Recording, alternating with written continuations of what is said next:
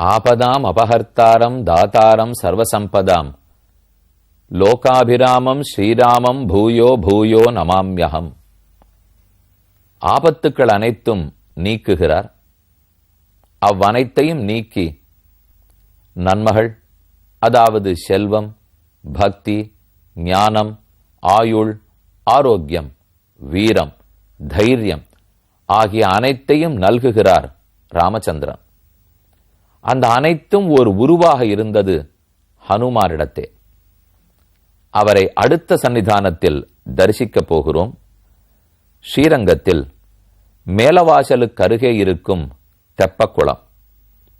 தெப்பக்குளத்துக்கு அருகில் வீர பக்த ஆஞ்சநேய சுவாமியின் சந்நிதி. இதை மேலவாசல் சந்தனமேடை வரசித்தி ஆஞ்சநேயர் என்றும் கூறுகிறார்கள். ஆச்சரியமான ஆஞ்சநேயர். எதிரெதிராக இரண்டு சன்னிதானங்கள் உள்ளன. இந்த புறத்தில் வீரபக்த ஆஞ்சநேயர், அந்த புறத்தில் பரமபதநாத வீர சஞ்சீவன ஆஞ்சநேயர். இப்படி ரெண்டு சன்னதியை சேவிக்க போறோம். முதல்ல தெப்பக்குளத்துக்கு அருகில் இருக்கும் வீரபக்த ஆஞ்சநேயர். மூலவர் நடுவாக கைகளை கூப்பிக் கொண்டு எழுந்தருளி இருக்கிறார். மூலமூர்த்தி நெடிய உருவத்தோடே உள்ளார். பலவிடங்களிலும் சின்ன சிலையில் ஏக சிலையில் வடிக்கப்பட்ட ஆஞ்சநேயரை தரிசித்தோம். சில இடத்துல ரொம்ப பெரிய ஆஞ்சநேயராக எழுந்தருளி உள்ளார். இங்கே கைகூப்பி இருக்கும் திருக்கோலம், அவருக்கு மேல் பட்டாபிஷேக திருக்கோலம். சந்நிதிக்கு மேல் வாசல் விதானத்தில் பார்த்தோமானால் பட்டாபிஷேக ராமர் எழுந்தருளி உள்ளார். அரியணை அனுமந்தாங்கன்னு கம்பருடைய பாடல். ராமனுக்கு பட்டாபிஷேகம் நடக்கும்போது குடை, அதாவது வெண்கொற்ற குடை, சாமரம் ஆகியவற்றை பரதம், லக்ஷ்மணன், சத்ருகன் எல்லாம் ஏந்தினார்கள். ராமனுடைய சிங்காதனத்தையே பற்றி கொண்டிருந்தவர் ஆஞ்சநேயர். அந்த பட்டாபிஷேக திலக்கோலத்து ராமனை சேவிச்சுண்டு அவருக்கு நேர் கீழே எழுந்துருளி இருக்கும் வீரபக்த ஆஞ்சநேய சுவாமி. இந்த சுவாமி கைகளை கூப்பின்றிருக்கிறத பார்த்தாலே, அவர் வாய் ஏதோ முணுமுணுப்பதை பார்த்தாலே ராமனுடைய திருமேனியை வணங்கி அவர் நாமத்தே வாயார பாடிக்கொண்டிருக்கிறார் என்பது தெளிவாக விளங்குகிறது. ஆஞ்சநேய சுவாமியை தரிசித்துக் கொண்டோம். ஸ்ரீரங்கத்தில் 4 திசைகளிலும் கோபுரங்கள் உண்டு. வடக்கே, தெற்கே, கிழக்கே, மேற்கே.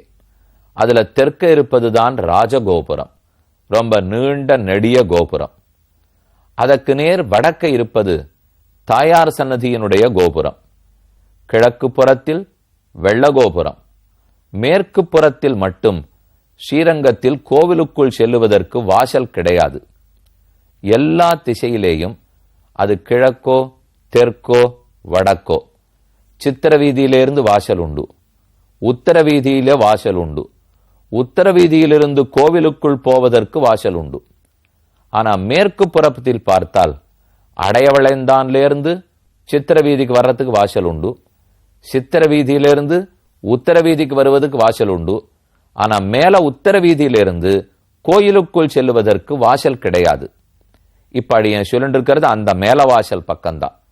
4 புறமும் மேற்கொண்டு கோபுரம் எழுப்புவதற்காக எழுப்பப்பட்ட நீண்ட தூண்கள்.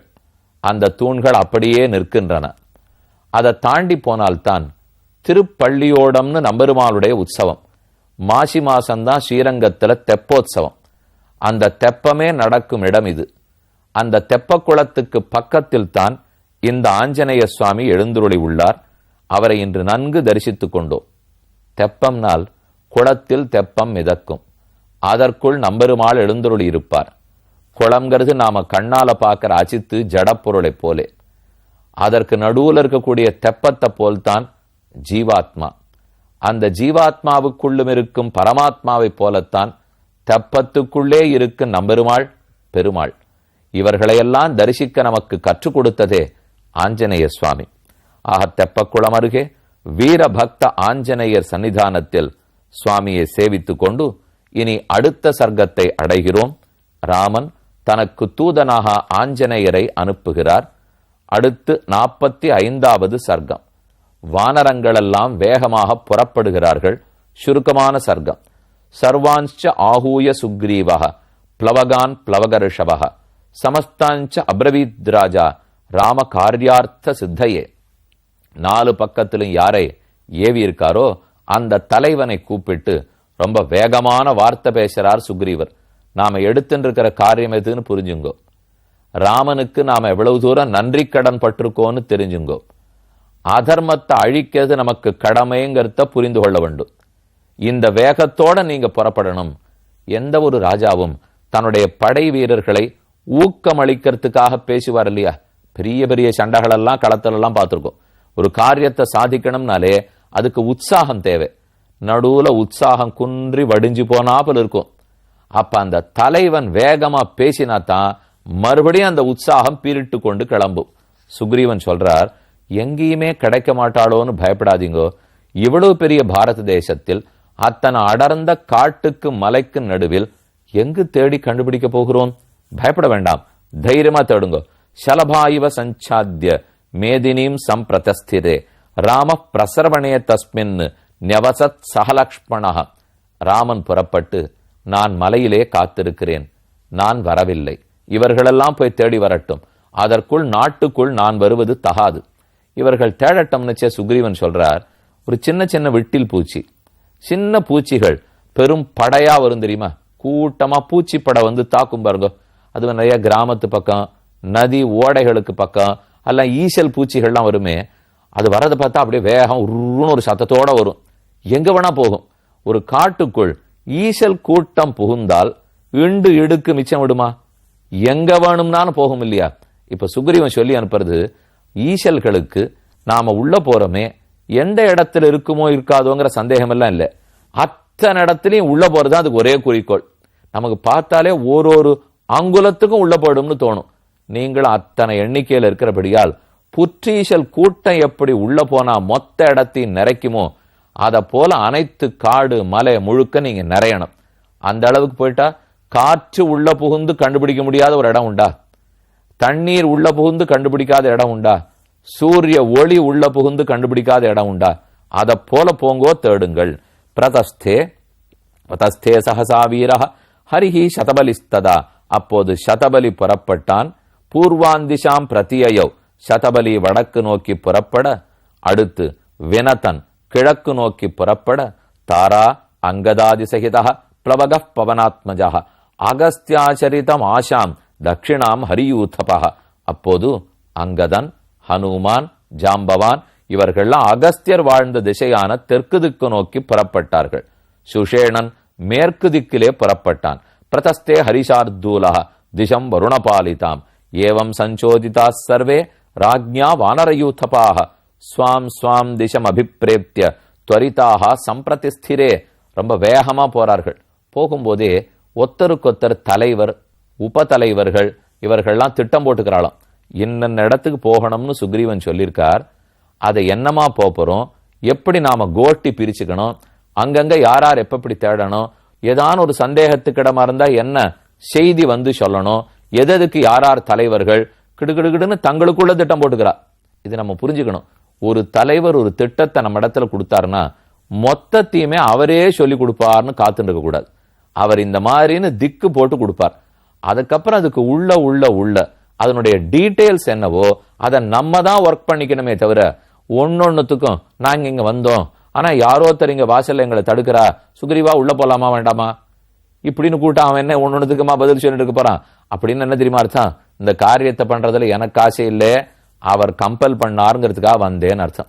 அப்படி ஆயிடுச்சுன்னா முணுக்குன்னா போறோம் திரும்பி போய் சொல்லிடுவா, எங்களால் இது பண்ண முடியாது, இது நகர்த்த முடியல, அது நகர்த்த முடியல, இதை வைக்க முடியலன்னா சரி நீங்க போகவே வேண்டாம் வாங்கோன்னு கூட்டிட்டு வந்துடுவா. ஏன்னா ஒரு ஆசை இருந்ததுன்னா காரியம் தன்னடையே நடக்கும். ஒண்ணுல ஈடுபாடு இருந்ததுனால் வழி நிறைய நம்மளே கண்டுபிடிப்போம் இல்லையா? அதை போல இந்த குரங்குகள்லாம் பேசிக்கொண்டார்கள். அகம் யோஜன சங்கியாயாக பிளவேயம் நாத்திர சம்சயா சதயோஜன சங்கியாயாக சச்சம் சமதிகம் ஹ்யம். ஒத்தொத்தர் பேசிக்கிறாளாம். என்னால ஓங்கி தாவினா 10 யோஜனை தாவ முடியும். இன்னொரு குரங்கு சொல்றது நான் 20 யோஜனை தாவுவேன். இன்னொரு குரங்கு சொல்றது நான் 50 யோஜனை, நான் 100 யோஜனை. ஒன்னொன்னு என்னால இது முடியும் அது முடியும். நாம இருந்தா இது முடியாது இது முடியாதுன்னு ஒத்தொத்தரும் போட்டிக்கு சொல்லிட்டு இருப்போம். ஆனா அவ சொல்றது என்னால இது முடியும்னுட்டு. இங்கிலீஷ்ல சொல்ல மாட்டோமா, ஆப்டிமிஸ்டிக்கா இருக்கணுமா, பெசிமிஸ்டிக்கா இருக்கணுமா, ரியலிஸ்டிக்கா இருக்கணுமான்னுட்டு இவெல்லாம் ரொம்ப ஆப்டிமிஸ்டிக். இப்போ எனக்கு எங்க இருக்கான்னே தெரியாத ஒரு பெண்ணை பத்தி, அதுவும் ராட்சசேஸ்வரன் தூக்கிட்டு போயிருக்கான். அந்த அளவுக்கு பெரியவங்கிறது தெரியும், அவன் எங்க மறைச்சு வச்சிருக்கானோ தெரியாது. மாய யுத்தம் தெரிஞ்சவன், நமக்கெல்லாம் இப்ப நேருக்கு நேரா நிக்கிற சண்டையே தெரியல, அவன் மாய யுத்தம் தெரிஞ்சவன். ஆனாலும் கிளம்பியிருக்காளேனால் ஒரு வேகம், கண்டிப்பா ராமனுடைய மனைவியை கண்டுபிடிச்சிடணும் அப்படின்னு ராமபக்தனுக்கு இருக்கிற ஆர்வம். நமக்கும் ஒரு காரியத்தில் அந்த ஆர்வம் வந்தது, கண்டிப்பா காரியத்தை முடிச்சிருவோம். எல்லாரும் புறப்பட்டார்கள். கடைசியா முடிக்கிறார், பூதலே சாகரே வாபி, பூமியில இருக்கட்டும், கடல்ல இருக்கட்டும், மலையில இருக்கட்டும், காட்டுல இருக்கட்டும், பாத்தாளத்துல இருக்கட்டும், ஆகாசத்துல இருக்கட்டும், எங்கிருந்தாலும் கண்டுபிடித்து தீருவோம் என்று பேசின புறப்பட்டார்கள். இத்யேகைகஸ்ததா தத்ர வானரா பலதர்ப்பிதாக ஊச்சுச்ச வசனம் தஸ்ய ஹரிராஜஸ்ய சந்நிதௌ. இப்படி ஒத்தொத்தரும் விடை பெற்றுக் கொண்டு குதித்தும் தாவியும் ஓடிக்கொண்டும் போக, அடுத்த சர்க்கம் 46வது சர்க்கம். ராமன் ரொம்ப வியந்து போய் சுக்ரீவனை பார்த்து ஒரு கேள்வி கேட்கிறார். சுக்ரீவா, எனக்கு ஒரு ஆச்சரியம், நீ இவர்களுக்கெல்லாம் வழி சொன்னதை நானும் கேட்டுந்தேன், வாயை பிளந்துட்டு கேட்டுந்தேன். கிழக்க போனா எங்கெங்கன்னு இண்டு இடுக்கு விடாம சொன்னேன், தெற்க போனா எங்கெங்க தேடணும்னு இன்ச்சு பை இன்ச்சுங்கிற மொழியோ அதை போல இடம் சொல்லியிருக்கேன். உனக்கு என்ன சந்து பொந்தெல்லாம் எப்படி தெரியுது? நீ ஏதான மேப் வச்சுட்டு இருக்கியா? உலகத்தை சிருஷ்டிச்ச எனக்கே இவ்வளவு தெரியுமான்னு தெரியாது. வேடிக்கையா கேட்டுக்கிறார், உனக்கு போய் இத்தனை இடமும் எங்க தெரிஞ்சது என்று ராமன் சுக்ரீவனை கேட்கிறார். அவன் என்ன தெரியுமா பதில் சொன்னான்? வாலி துரத்தச்சே நான் ஓடின இடம் இத்தனையும், நான் இத்தனையும் எங்க தெரிஞ்சுட்டேன்னா வாலி அடிச்சு துரத்தினானோ இல்லையோ, அப்ப எங்க இருக்கிறதுன்னு தெரியாத ஓடினேன், ஓடுறச்சே இத்தனை இடத்துக்கு ஓடினேன்னார். ராமனுக்கு இன்னும் ஆச்சரியம் தாடல, உயிருக்கு பயந்துட்டு ஓடச்சேவே தெருப்பேர ஞாபகம் வச்சு நீ ஓடினியானா, இன்னும் நேர போய் தேட போயிருந்தியானா எத்தனை இடத்த தெரிஞ்சுட்டு இருக்க மாட்டேன். அதான் அடுத்த சர்க்கம். கதேஷு வானரேந்திரேஷு ராம சுக்ரீவம் அப்ரவீத் கதம் பவான் விஜானீதே சர்வம் வை மண்டலம் புவா. இந்த பூமியில இருக்கிற மொத்த ஜாகிரபியும் தெரியறதே உனக்கு, எப்படி இத்தனை இடம் நீ தெரிஞ்சு வச்சுட்டே? சுக்ரீவஸ்ச ததோ ராமம் உவாச்ச பிரணதாத்மவான் ஸ்ரூயதாம் சர்வம் ஆக்கியாஸ்யே விஸ்தரேண வச்சோ மம. அப்படியா ராமா, இந்த சந்தேகமா? சொல்றேன், பதில் சொல்றேன், கேட்டுக்கோ. நான் எங்க போய் தேடினேன் தெரியுமா? ஏற்கனவே மாயாவியனிடத்துல என் அண்ணன் சண்டைக்கு போகும்போது பிலத்வாரத்துக்குள்ளே இருந்து குகைக்குள்ள சண்டை போட்டிருந்தார். 1 மாசம் ஆச்சு, ரத்தம் ஓடி வராப்புல இருந்தது. ஓஹோ, அண்ணன் தான் போயிட்டான் போல் இருக்குன்னு நினைச்சிருந்து நான் பாறாங்கல்ல வச்சு மூடிட்டு திரும்பி வந்தேன். அதுக்குள்ள நான் ராஜ்யத்துக்கு திரும்பி வந்தேன். நீ தான் பட்டாபிஷேகம் பண்ணிக்கணும்னா பண்ணிவிட்டேன். ஆனா அண்ணனுக்கு உயிர் போல அந்த எதிரிக்கு தான் போச்சு. அதை தெரிஞ்சு அண்ணன் உள்ள வந்தார். வந்தவர் நான் தான் ராஜாவா இருக்கேன்னு புரிஞ்சு ஒரே கோபம், என்னை விரட்டுறதுக்காக ஆரம்பித்தார். நான் காலில் விழுந்து ராஜ்யத்தை சமர்ப்பிச்சேன். ராமா ஒத்துக்கல். இத்தனை கதையும் நமக்கு தெரியும், இதெல்லாம் ஏற்கனவே பார்த்து ராமங்கிட்ட சொல்லித்தான் வாலியே முடிஞ்சு போயிட்டார்னு வச்சுங்க. இப்ப அதெல்லாத்தையும் சொன்ன சுக்ரீவன், ஆஜகாம ததோ வாலி ஹத்வாதம் வானர ரிஷபஹ பரிகாலயத்தே வாலி தாவந்தம் சச்சிவை சஹ ததோஹம் வாலிநாதேன சோனுபத்த பிரதாவிதா நதீச்ச விவிதா பஷ்யன் வனானி நகராணிச்ச. அவன் ஓட ஓட நான் அவன் துரத்த ஓடினேன்னா பல நகரங்களையும் பார்த்தேன், சமுத்திரத்தெல்லாம் பார்த்தேன், கிழக்கு சமுத்திரம், மேற்கு சமுத்திரம், தெற்கு சமுத்திரம், எல்லாத்துக்கும் ஓடினேன். ஆதர்ஷதல சங்காஷா ததோவை பிருத்திவி மயா. ஏன்னா ஒரு கொள்ளிக்கட்டை எப்படி கிடுகிடுன்னு சுத்துமோ அதை போல பூமண்டலம் முழுக்க நான் அங்கேயும் இங்கேயும் சுத்தினேன்.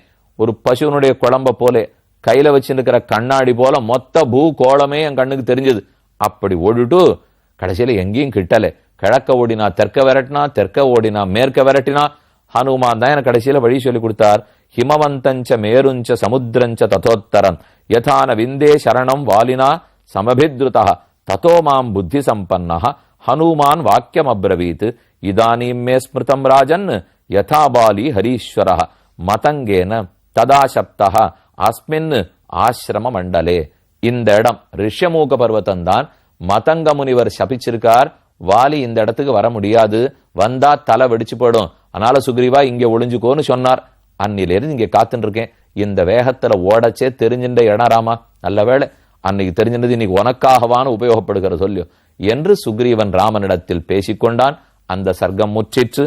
நாம் மேலவாசலில் எழுந்துருளி இருக்கும் ஆஞ்சநேயரிடத்தில் விடை பெற்று கொண்டு பக்கத்தில் இருக்கிற சன்னதிக்கு போவோம். இந்நிகழ்ச்சி ஸ்ரீராமனின் அருளமுதமாக வழங்கப்பட்டது.